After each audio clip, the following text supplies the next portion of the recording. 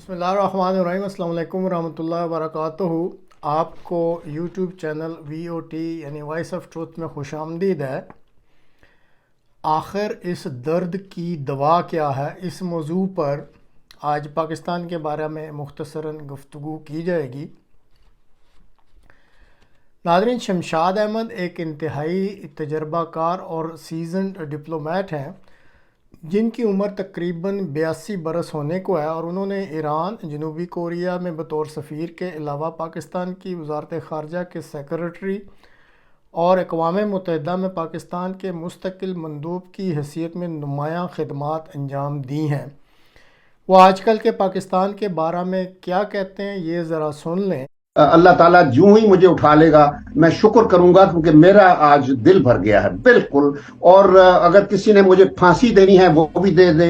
یار یہ میں کہاں پہنچ گیا ہوں، مجھے تو آج یہ بھی نہیں پتا کہ میں کہاں دفنایا جاؤں گا۔ اس وقت میں جس ملک میں ہوں، جس کو ملک تھا وہ لیکن اب نہیں ہے، جہاں وہ جو لوگ اس ملک کی رکھوالی کرنے والے ہیں، جہاں وہ لوگ اس ملک کی حفاظت ہی نہیں کر رہے، تو پھر اب ریاست کا کیا کہنا۔ ہمارے حکمران جو ہیں وہ اتنے بے ایمان ہیں، اتنے بے ایمان ہیں کہ انہوں نے اس ملک کو لوٹنے کے لیے اب ملک کو تو جو ہڈیوں کا ڈھانچہ بنا دیا ہے ولچرز کے طور پر، لیکن اب وہ باہر سے اب IMF سے پیسہ لے کے بھی کھانا چاہتے ہیں۔ مجھے یقین ہے کہ IMF پیسہ نہیں دے گا ان لوگوں کو، اب ان کو پتہ چل چکا ہے جو کچھ ہو رہا ہے۔ سندھ اور پنجاب، میں بار بار یہ کہا کرتا ہوں کہ سندھ اور پنجاب سے کسی قسم کی نہ جمہوریت کی توقع کریں، نہ بھلائی کی توقع کریں، یہ غلام ہیں ذہنی طور پر۔ اگر آپ جمہوریت کے، یہ جو سندھی اور پنجابی لالچی لوگ ہیں، یہ تو دریاؤں کی زمین لے کر اپنے گھر میں ڈال لیتے ہیں۔ موجودہ رجیم چینج ہوئی ہے، یہ بالکل اس سے بھی بدتر ایک سانحہ ہے۔ اس میں تو آدھا ملک گیا ہے نا، اب جو باقی بچا آپ کا سارا ملک ہے وہ میں آج آپ کو مطلب یہ میرے منہ سے دل سے نکلنا نہیں چاہیے، لیکن مجھے اب کوئی امید نہیں کہ کوئی بچانے والا یہاں رہ گیا ہے۔ تو ناظرین، آپ نے شمشاد صاحب کو سنا، اب دیکھتے ہیں کہ اس ملک کو قائد اعظم نے کیا ویژن دیا تھا اور بعد میں اس کو اس حال میں کس نے پہنچایا۔ جہاں تک قائد اعظم کے ویژن کا تعلق ہے تو صرف چند نکات ہی پیش خدمت ہیں۔ قائد اعظم نے کہا تھا کہ پاکستان ایک ماڈرن ملک ہوگا جہاں سوشل جسٹس کا دورہ ہوگا، عوام کو عزت اور وقار حاصل ہوگا، جو بھی اس وقت آئین موجود ہوگا اس کی مکمل پاسداری ہوگی، خود مختار سول حکومت کی عملداری ہوگی، مکمل خود مختار دیانتدار اور آزاد عدلیہ ہوگی، مضبوط اور دیانتدار سول بیوروکریسی ہوگی، ہر شہری کو اس کے عقیدہ کے لحاظ سے مذہبی آزادی ہوگی۔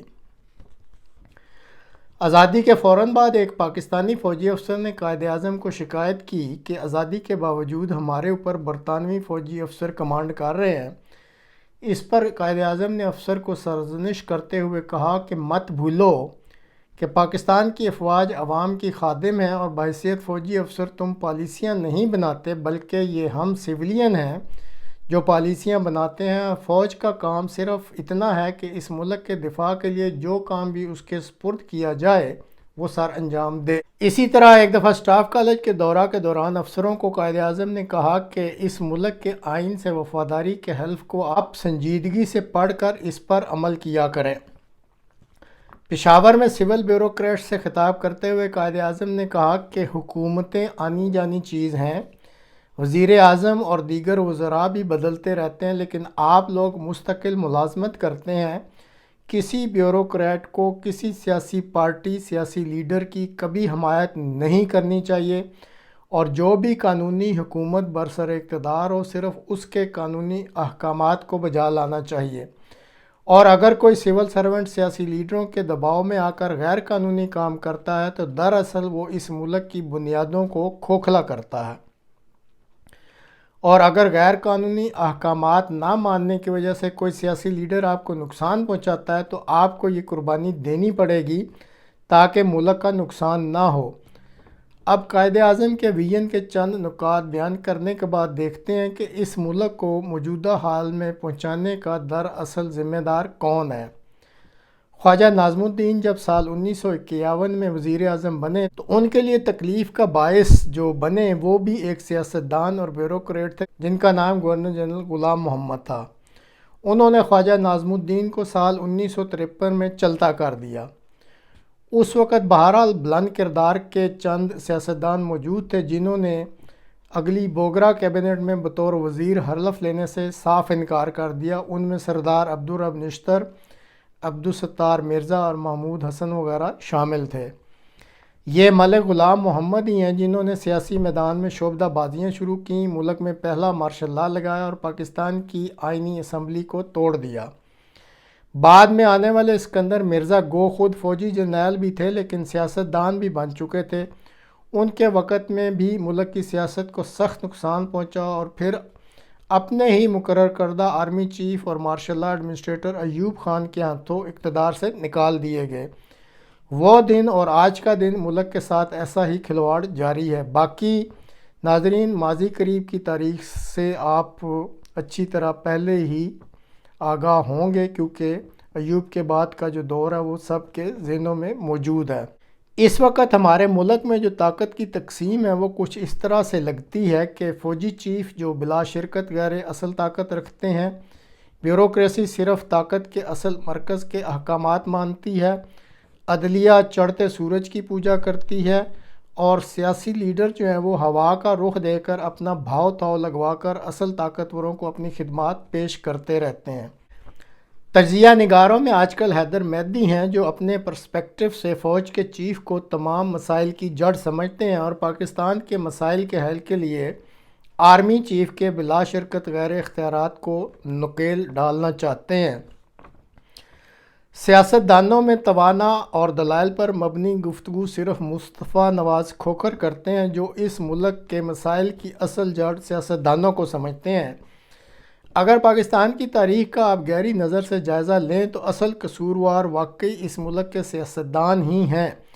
جیسے ابھی مختصر سی ملکی تاریخ بھی بیان کی ہے، یہ سیاستدان ہی تھے جنہوں نے ذاتی اور گروہی مفادات کے لیے شعبدہ بازیاں شروع کی تھیں اور فوج کو اقتدار کا چسکا لگایا تھا۔ ایوب خان کے اقتدار کو دوام کس نے بخشا؟ سیاستدانوں نے۔ ضیاء کے اقتدار کو دوام کس نے دیا؟ سیاستدانوں نے۔ مشرف کو قبول کس نے کیا؟ سیاستدانوں نے۔ جنرل باجوہ کے بعد موجودہ چیف کو سہرا کون دے رہا ہے؟ سیاستدان۔ عدلیہ چڑھتے سورج کی پجاری ہے اور نظریہ ضرورت کے تحت ہر آنے والے کو خوش آمدید کہتی ہے۔ بیوروکریسی طاقت کے اصل مرکز کے ہر قانونی یا غیر قانونی حکم کو ماننا اپنا فرض سمجھتی ہے۔ سیاسی لیڈر اپنا بھاؤ تاؤ بڑھانے میں ایک مرتبہ پھر میدان میں اترے ہوئے ہیں۔ تو ان حالات میں جب کہ اس ملک کے بارے میں مانیے پاکستان کے ویژن کی مٹی روزانہ پلید کی جا رہی ہو، شمشاد صاحب اپنی باتوں میں درست ہی لگتے ہیں۔ مصطفیٰ نواز کھوکھر صاحب کی تجویز اچھی تجویز ہے، گو اس پر عمل تو کسی نے نہیں کرنا، لیکن اس ملک کے مرض کی اصل دوا یہی لگتی ہے کہ سیاستدان اپنی خرید و فروخت کو بند کر دیں، ملکی مفادات کے لیے آپس کے اختلافات کو مٹا کر صرف ایک تہیہ کر لیں کہ جو کچھ مرضی ہو جائے وہ کسی کے کہنے پر بھی اپنی خرید و فروخت کبھی نہیں کریں گے۔ اگرچہ ایک دفعہ چارٹر آف ڈیموکریسی میں بھی آج کے سارے سیاستدانوں نے یہ لکھ کر دستخط کیے ہوئے ہیں وہ ایک دوسرے کے خلاف اپنی خرید و فروخت نہیں کریں گے، لیکن شاید اب وقت آ گیا ہے کہ اگر اس ملک کو بچانا ہے تو سیاستدانوں کو اپنے اخلاقی رویوں پر بہت سنجیدگی سے غور کرنا ہوگا اور قائد اعظم کا اس ملک کے بارے میں جو ویژن تھا اس کے حصول کے لیے سیاستدانوں کو ہی آگے آنا پڑے گا۔ ناظرین، آج تک کے لیے اتنا ہی، اگلے پروگرام تک کے لیے اجازت دیجیے۔ خدا حافظ۔